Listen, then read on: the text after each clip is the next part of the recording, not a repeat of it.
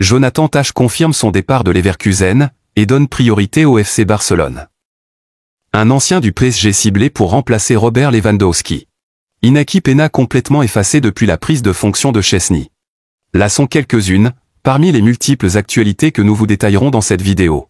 Salut à tous, bienvenue dans cette nouvelle édition d'Information. Bonne nouvelle pour Hansi Flick et le FC Barcelone.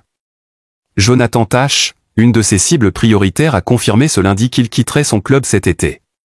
Une aubaine pour le Barça, toujours à l'affût de bons coups à moindre coût. Face à des contraintes économiques toujours présentes, le FC Barcelone continue de miser sur les opportunités du marché des joueurs libres. Et dans cette optique, Jonathan Tah pourrait devenir un renfort de choix pour le club catalan. En fin de contrat avec le Bayer Leverkusen, le défenseur allemand de 29 ans est suivi de près par Hansi Flick, qui le connaît bien pour l'avoir dirigé avec la Mannschaft. Dans un entretien accordé à Kicker, Tah a officialisé sa décision « J'ai décidé il y a quelque temps de ne pas rester ici, et le club le sait désormais.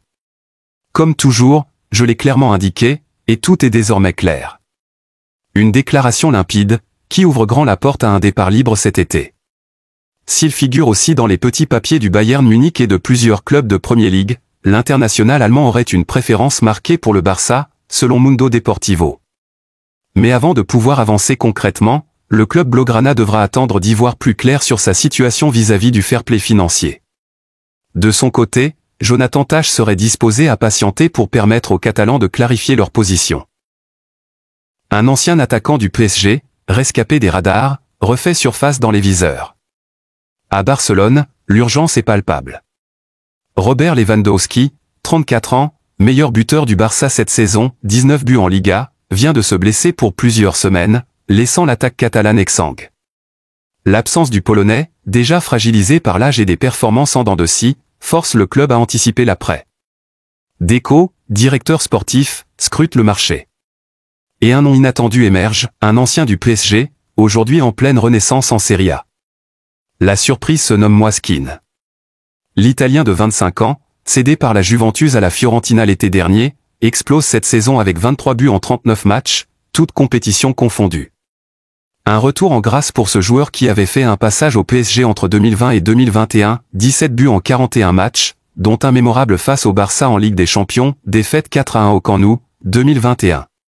Une expérience en Big 5 qui rassure Deco, plus séduit par son profil que par celui de Dusan Vlahovic, pourtant proposé par la Juve. Flick et le Barça cherchent un nouvel avant-centre.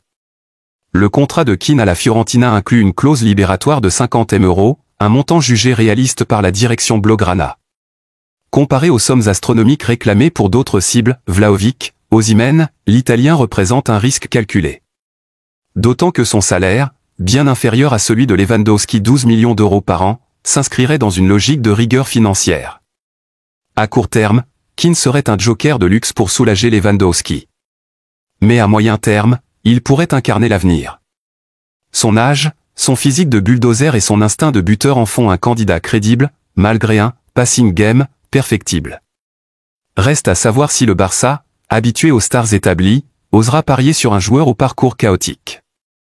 Son passage à Paris, bien que bref, a prouvé qu'il pouvait briller sous pression. Mais son manque de régularité interroge. Deco devra trancher, qui n'est-il l'héritier naturel de Lewy, ou un énième pari hasardeux? Entre urgence sportive et prudence financière, le Barça marche sur un fil. Kean incarne un compromis audacieux, mais le fantôme de ses errances passées plane. L'été dira si l'Italien sera la solution, ou un nouveau problème. Où est passé Inaki Peña? Le gardien catalan est totalement tombé dans l'oubli, malgré une première partie de saison intéressante. Le 22 septembre dernier, lors du match de Liga entre Villarreal et le FC Barcelone, Marc-André ter Stegen devait quitter la pelouse, visiblement victime d'une grosse blessure au genou qui se confirmera par la suite. Sur le coup, la première réaction des supporters barcelonais a logiquement été de se prendre la tête dans les mains face à la blessure d'un joueur d'une telle importance. Mais cette blessure allait offrir une belle opportunité à un homme, Inaki Peña. Dans l'ombre du portier allemand, le gardien espagnol allait donc avoir la chance de se montrer. Et globalement, il a été plutôt satisfaisant, réalisant de belles prestations malgré quelques erreurs sporadiques. Mais l'arrivée de Wojciech Szczesny début octobre a changé les choses pour celui qui s'imaginait déjà titulaire pour toute la saison. S'il a conservé le poste de numéro 1 le temps que le Polonais retrouve un rythme de compétition, les choses ont changé après la Supercoupe d'Espagne en janvier, il est au placard. Des différends avec Hansi Flick couplés aux bonnes prestations de Szczęsny lorsqu'il a eu l'opportunité de se montrer ont poussé le coach allemand à donner le poste de numéro 1 à l'ancien d'Arsenal et de la Juventus. Et clairement, comme le rapporte Sport, Iñaki Peña est à la cave depuis. Il n'a pas joué depuis 3 mois et ce match face à Retafe du 18 janvier. Hansi Flick ne lui a même pas donné du temps de jeu dans des compétitions comme la Copa del Rey, où les clubs ont l'habitude de faire tourner les gardiens. Et avec le retour de Ter Stegen qui se profile, Iñaki Peña passera 3e gardien. Autant dire qu'on n'est pas près de le revoir sous la tunique barcelonaise. Paradoxal, puisqu'avant sa mise au banc, il négociait une prolongation avec le club, qui ne devrait donc pas aboutir sauf surprise.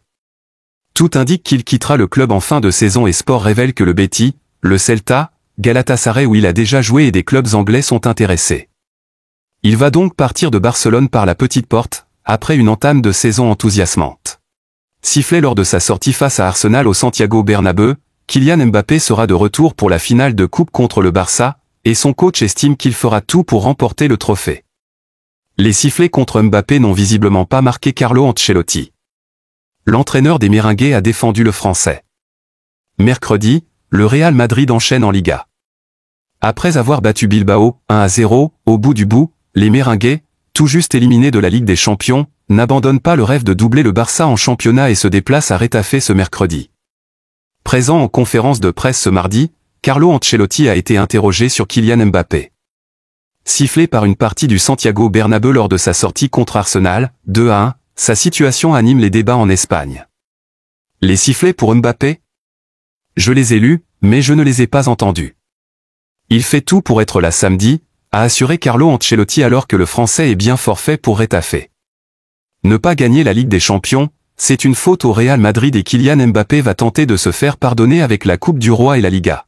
Avec 2 défaites face au FC Barcelone cette saison, le Real Madrid espère changer les choses lors de cette finale, ce qui ne sera pas facile car en face, il y aura un Barcelone très solide tenu de main de maître par l'Allemand Hansi Flick qui assure malgré les difficultés du club redonner une énergie à tous ses joueurs.